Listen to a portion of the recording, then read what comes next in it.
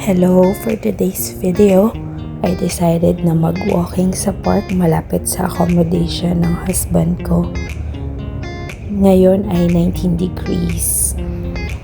So, it's sunny kasi this time is 12 p.m. Merong water dispenser sa park available. It serves cold water for everyone. May ubo kasi ako for the last 4 days. So, I decided na magpa-araw para naman lumusog-lusog ng konti. So, sabi nila, we should be grounded. So, nakayapak nga ako ngayon at naglalakad sa damuhan. Mind you, malinis dito at free. Pwede kahit sino pumunta, maglakad, mag-exercise, mag-bike, tumakbo. Tapos may mga nag-picnic din dito na family, as you can see. At ayan na nga po. Tinatry ko kasing maging vlogger. So, I'll try maglakad-lakad doon at ipakita sa inyo yung place.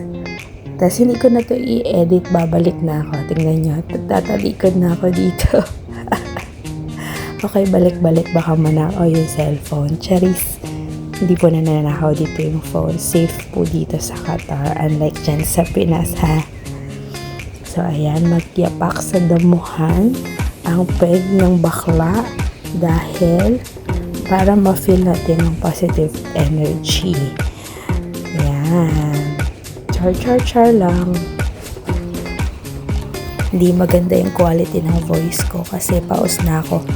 From 24 ng December hanggang ngayon is 28 ng December. Okay naman yung temperature ngayon, maaraw, hindi gaanong mainit kahit na tanghaling tapat. Maganda dito, malawak, tapos nakakalanghap ng fresh air kasi maraming puno. Kaya nakakahinga ng maayos yung aking lungs at nakakapag-expand. Unlike pag nakatago lang sa kwarto. So, yan. Tuloy-tuloy lang ang walking para sa economy. And bumili din ako ng karak para swabe. Masarap yan sa lalamunan, lalo na pag mainit. Ayan, may kiddo. Parang si Denver. Naglalakad-lakad sa park. At eto na nga, napagod at umupo ako dyan with my karak.